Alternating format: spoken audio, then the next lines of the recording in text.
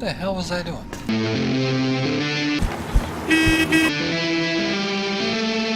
Hey, blah, blah, blah. Blah, blah. Hello, everyone. I am the one, the only, the truest Lord Pancake. Except no substitutes, or else I'll mess around with your brain, remove your neuromods, and erase your memory. So, what are we doing today, you ask? We are taking a look at Prey, the latest release from Arcane and Bethesda there. That came out only a few days ago. I've been bumming around in it, taking a look, and I'd like to share my thoughts on it. So, a quick summary of the review. If I was going to rate it on Pancakes, it would get a 3 out of 5 on Pancakes. It does a lot of things really, really well, to where it can be a very good game, but it also has some glaring flaws for a AAA title, especially with the pedigree that the people who produced this had. Because we all know by now, if you're in, you may have probably already heard how this took serious, strong influence from games like System Shock and so forth. And that is abundantly clear when you play it, with the way the neuromods and inventory system and so forth and so on work. Now, first thing you're going to notice about the game is the environments. It's not like the most super duper super special looking game ever, but the graphics hold up. Everything looks really nice, it renders real nice, the textures look good, and the design of the area, the space station you're on, is freaking wonderful. It's one of the best post-disaster space station-y things that I've probably ever seen in a very long time. Because the nice thing about the space station is it looks like a very lived-in, very worked-in place. It doesn't look like everywhere. Doesn't look like, well, the area we're in now, that it was supposedly damaged by an incident, but for the most part, everything looks like at any given moment, life's about ready to resume normal there. I mean, there's a few signs of like combat and so forth, and signs where people try to defend themselves, but there isn't like this whole everything looks like a horrible war zone and walls of blood and guts and destruction everywhere.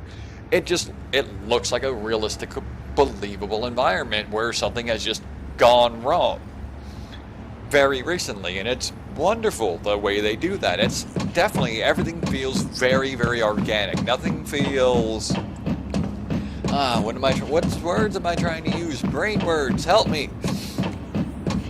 Anyway, it doesn't look like it was staged to be a horror game, is I guess the term I'll use now. And the other thing is the sound design. The music kicks in right when you need it, and probably one of the things about the sound design that I really like, one of the nice little touches, because this game gets all the fine details very well, but one of the like big touches that it does I think is really cool is about a few hours into the game, you will get your hands on a helmet that is very useful for lots of things. It lets you see the little sneaky neuromods called mimics, enemies rather, called mimics that pretend to be everyday objects in the environment. You put it on, it'll point them out to you. It helps you track enemies and things like that. It scans and, like, let's see if I can get it to take a look at the guy who's up here in this doorway.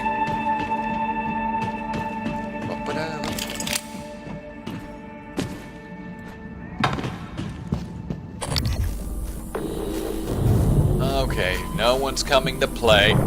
There he is.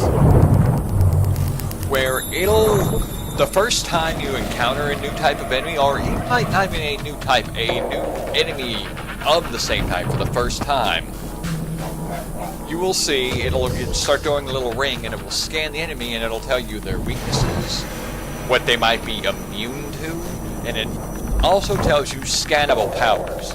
Now, what scannable powers is that is actually a way you gain power-ups in the game. You gain skills by If you scan, like you notice how there's 5 little slash marks there right under the thing's name, right under the creature's name.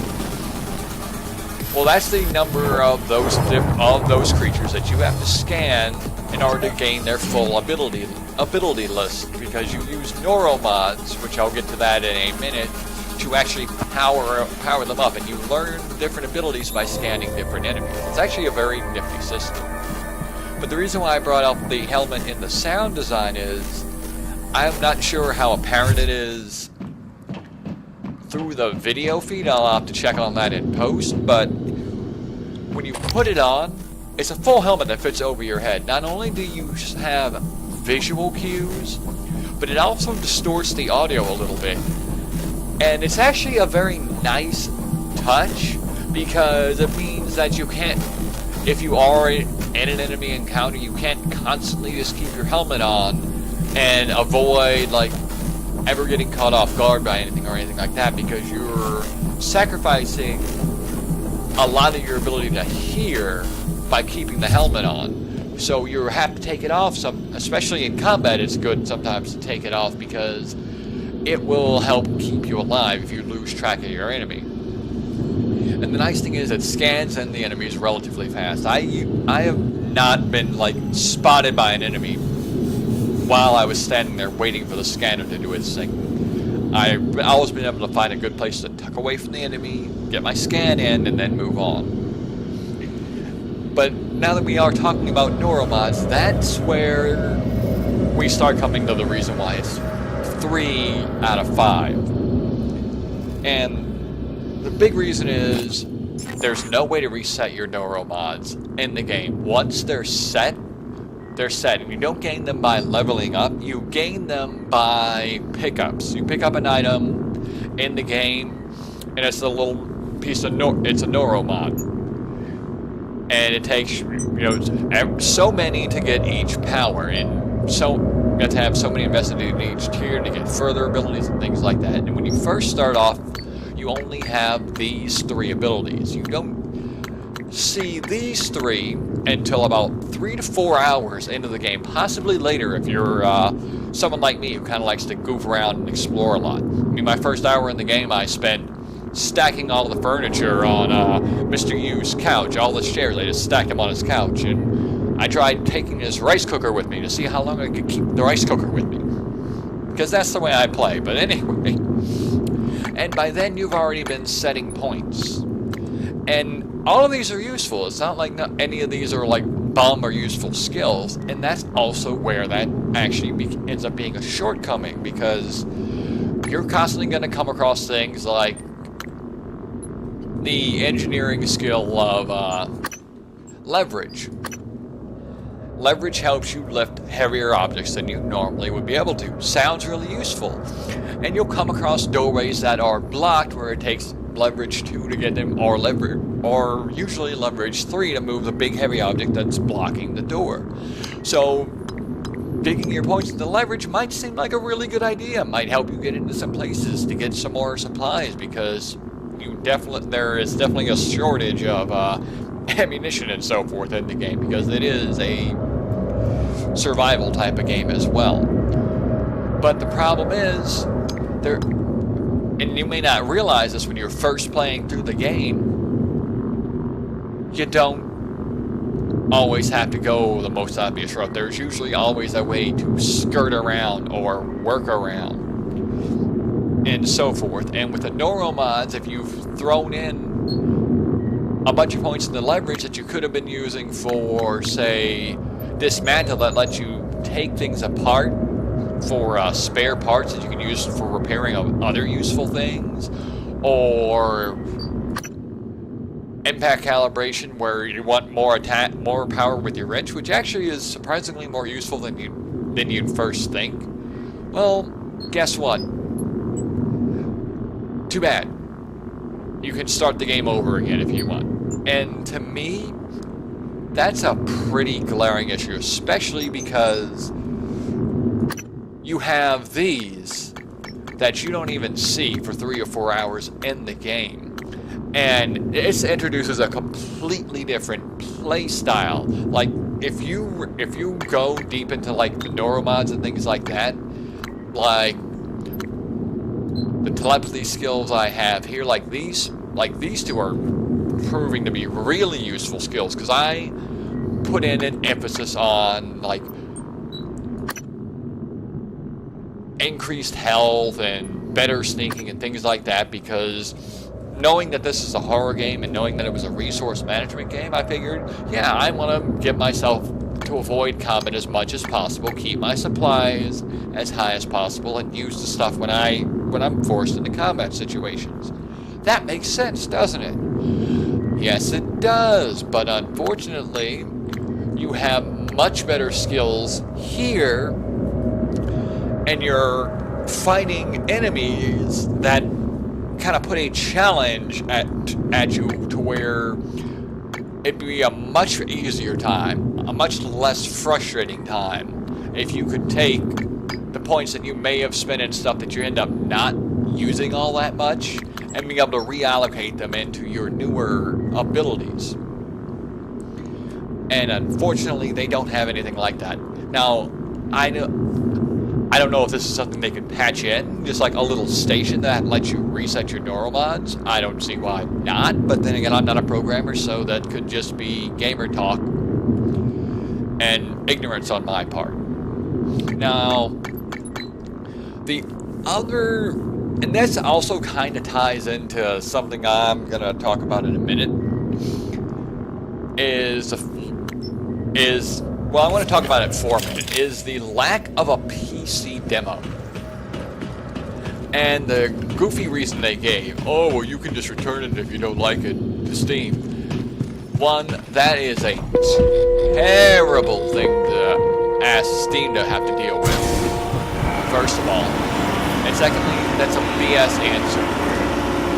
The reason why they didn't do a PC demo is because it's much easier on the PC to dig into the files and so forth and find out stuff that they may not want out in the public. If they had just come out and said, well, people on PCs tend to tear apart the demos and find out stuff that maybe we don't want revealed yet, we want revealed when people start playing the game, the full-fledged game, that would make a lot more sense. That would be an honest answer. Don't BS us with, well, there's a better PC return policy, so you can just return it. Because here's the thing.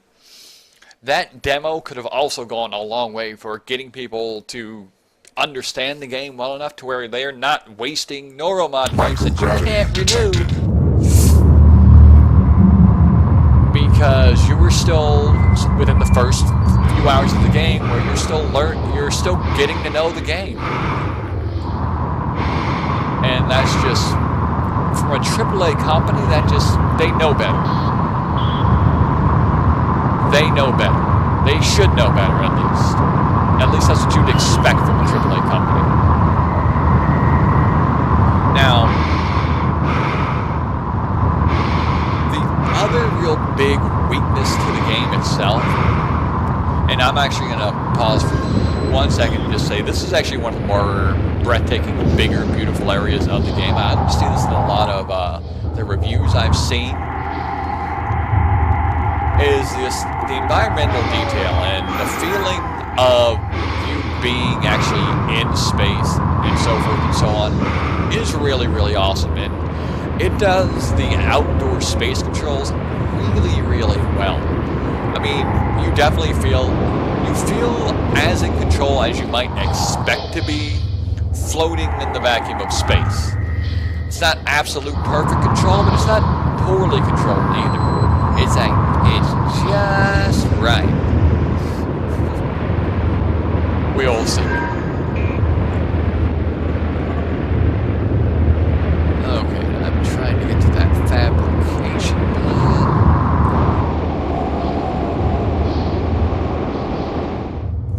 Stop here for a second. Okay, anyway.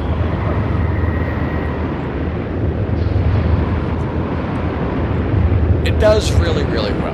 So that I'm definitely going to give it extra kudos for. But the other issue is with the inventory management.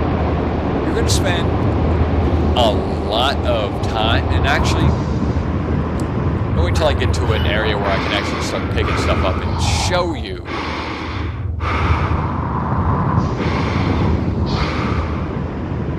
Which actually I should... Okay, so... Welcome back.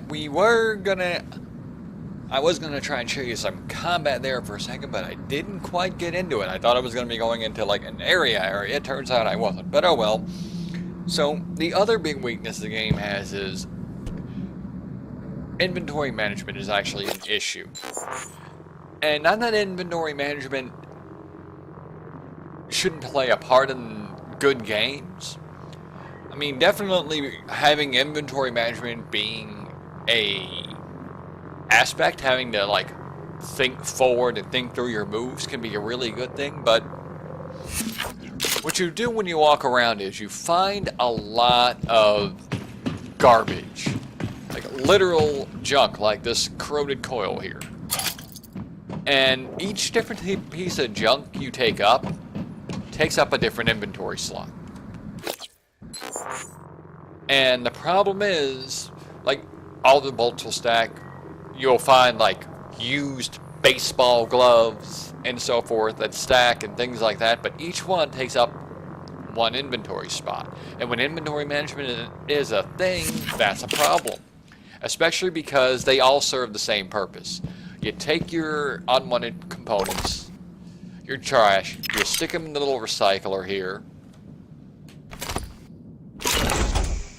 You hit recycle. It plops out the raw materials. You take the raw materials, you bring them over to a device like this, you hit start, it'll tell you what it can and can't make.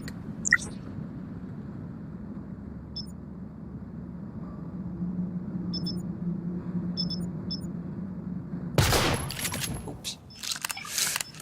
Oh yeah, that's the other thing is just you use the F to interact, and I have so often. Oh good, fabricated turrets are always friendly. Yay! Useful.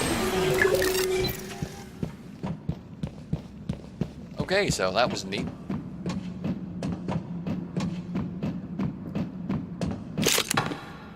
And anyway, with what I was getting to before, sorry, got a little sidetracked there, is because it takes up... It's a waste of inventory space, basically.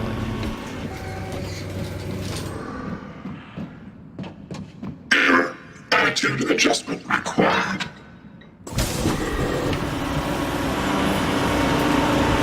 And it throws away a lot of things that can be used for things like storing up medkits and things like that. And medkits definitely can be hard to find on their own, but you can fabricate them. But it also... The other thing you have is food, and food gives you a little bit of health, and it also helps you regenerate a little bit of health. Like if I eat these fish sticks, nom nom nom nom nom, I instantly gain 5 health, and then on the default you gain 5 more because you're quote unquote well fed. But then you also have to have room for your suit repair kits. And you also have to have room for your neuromine repair kits. You also have to have inventory space for every weapon, including this goofy little Huntress Boltcaster, which actually is kinda neat. It's good at distracting enemies and hitting buttons. I have actually had my butt saved by firing a foam dart arrow in the opposite direction of it to drive a monster away from me. Because it fires little foam arrows. They don't hurt anything, but they're good at causing a distraction. But all this stuff takes up space. And when you run out of inventory space because you need to gather every raw material that you see, because that's the best way to get yourself with ammo and health kits and all the other stuff that you need, because ammo and so forth is scarce. As it often is in games like this. It works against you. It even kind of punishes you for exploring and doing side quests, because if you get a bunch of stuff from doing the side quest, well, that's great and all, but Sorry. It takes up inventory, so you're screwed by doing it.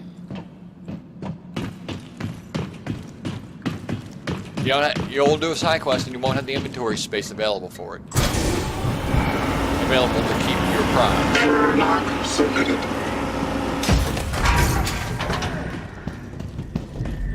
And that's just a very unintuitive. Again, it's one of those things that from a AAA company, they know better. They've been doing this a long enough time to where they know better. There's no real logical excuse for it. Okay, that is. So before I go full on with our combat here, there is one other thing I did want to point out is some of the quests can get a little tedious in the game. The reason why I bring that one up right now is because I'm on one of those aforementioned tedious quests where you have to set up 3 turrets, which requires you to put together something in another room, and you can only carry one of them at a time. So it's a lot of annoying back and forth. And again, this is a new company. It's not your first day, guys. You know better.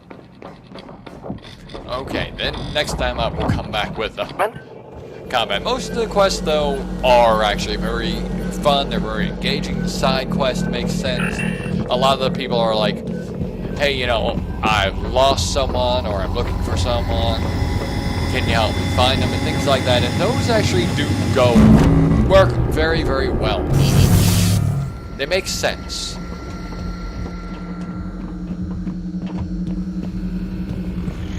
So that I'm not going to hold against them. Error log submitted. Ready to Okay, scan. and back up for one more. Okay, ooh.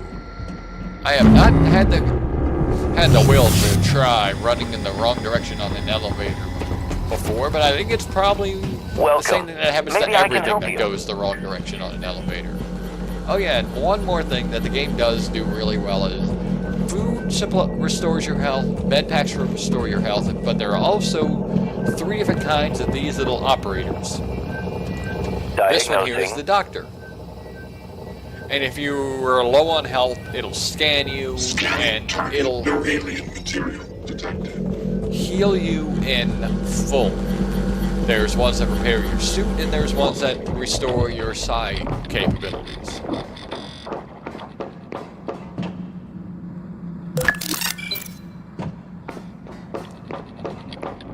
And those all are actually really, really neat. So there's a lot that you have to work with in the game. And there's a lot of things that make it a good game. I know I've been drawing in some saying some negative things, but for the most part, it's still a good game.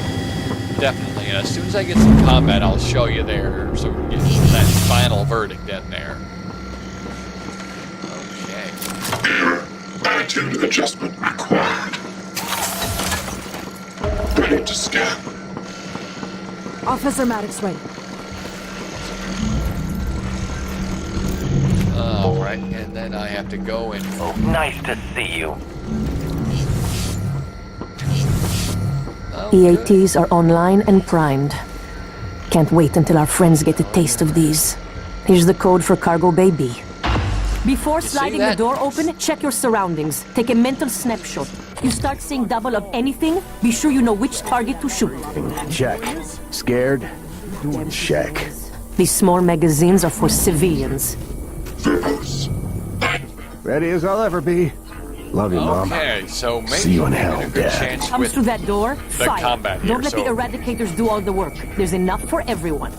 Let's go ahead and take a look at how the combat works. Logging calibration request. 6, 3, 6. Let's rock. And maybe I'll get a chance to show you what the goop gun does. One of the nice little arrangements. It temporarily stuns enemies. It slows them down.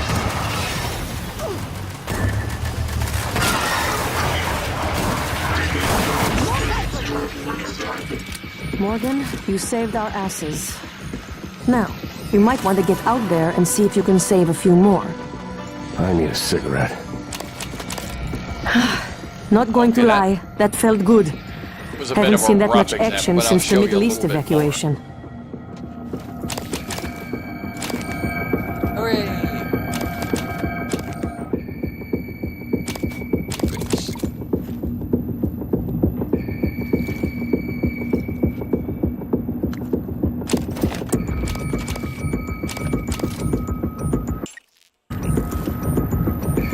Okay, so that was like a little teensy-weensy taste of some of the combat.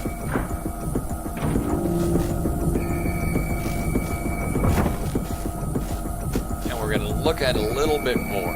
Didn't really give a good example of what, like, the goop gun is and so forth.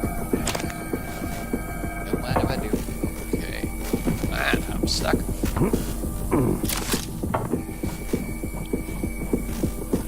And this is usually how you're gonna first see most rooms once you get the helmet, by the way, is through the visor of the helmet, because literally the bad guys can be everywhere. They can be anything. And the nice thing is you have a normal mod ability that lets you be anything as well. So it can be useful. In fact, I'll show you.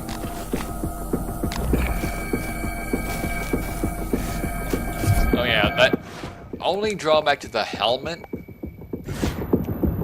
is that it replaces your scroll wheel, which you often are going to be using to scroll through some of your different weapons, because there's just way too much to fit on your top 10. So a lot of times what you end up having to do is like change what's where, and dropping out a weapon that you don't have ammo for something else. If you know you're gonna fight something that's vulnerable to like certain abilities, you might move those onto your hotkeys and remove something else, stuff like that. But if you have the helmet on, it zooms instead of pulling up your wheel, so that can be a little rough. But now for one of the fun neuromod things, the mimic ability. Whoa! Now I'm a box, and yes, you can move. I am Solid Snake. Be good to your box, it'll be good to you. And it does slowly drain a little bit of health, but yes, it's a little goofy, but it's also a lot of fun. And we'll see if we can get a little bit more of the combat going here, because really this is, once you actually learn how to use your neuromods and so forth in combat, you can really get by really, really well. But there's just a little too much frustration that goes into that learning curve sometimes. And now, let's see if we can get a good demonstration of what the goop gun can do. And I know my video is probably going through a little rough. Well, if we don't get another good example of combat soon, I will show you one of the other things that the goop gun can do. And this goes into what I was saying earlier, how there's always usually like a few different ways to get into different areas. Well, the goop gun plays into that. Like, let's see, normally I can just hop up here without any problems. If I had problems getting to that, I could fire some goop at its base and use it as a stand. And you can use goop to actually build up ledges to get to places and things like that. So, and it's also used to stop fires. All kinds of fun stuff. Here to stop it.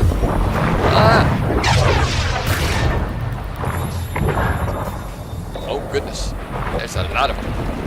Let's see, someone goop them up. Hit him with that.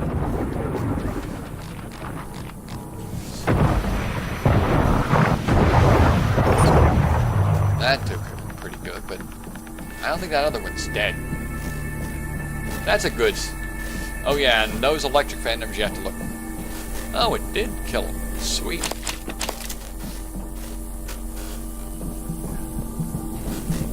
Did it? It's a mystery. history. But anyway, that's one of the things you have to look out for those electric guys. They do actually do an area of effect attack as well. So there's quite a bit to work with here, quite a bit to actually have to go through. But also notice how, while I have this helmet on, those combat sounds are quite muffled. That's one of those nice little detail things that they do, and that they do so well in the game.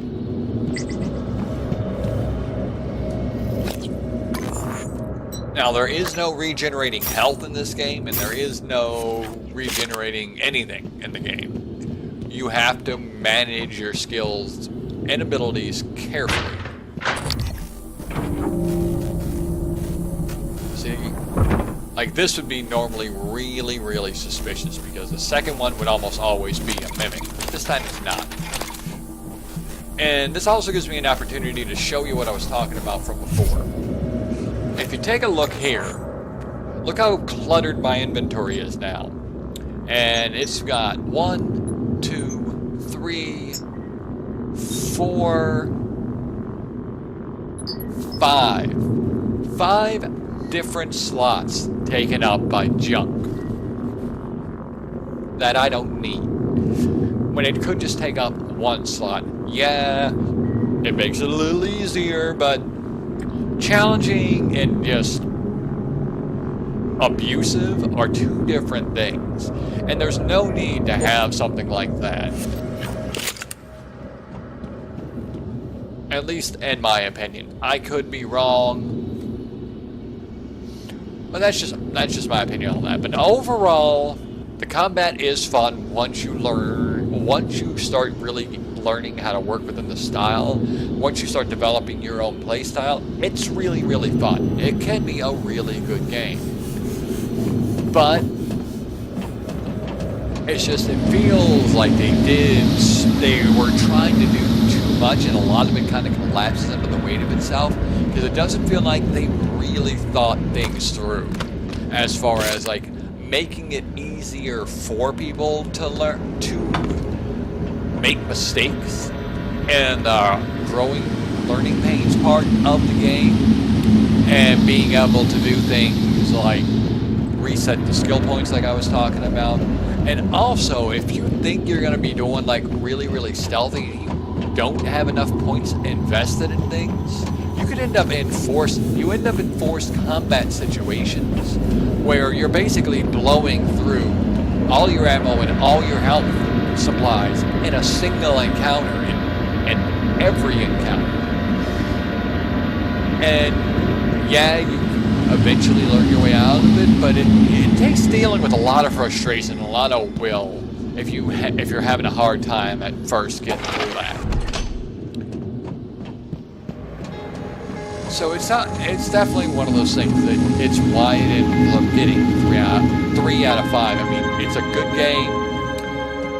If it was on sale for like $30, it would definitely be worth it. But it's just not the like must-have, oh my god, gotta get a game changer if you're gonna be buying like only one game this month. There's a bunch of interesting other titles coming down the pike.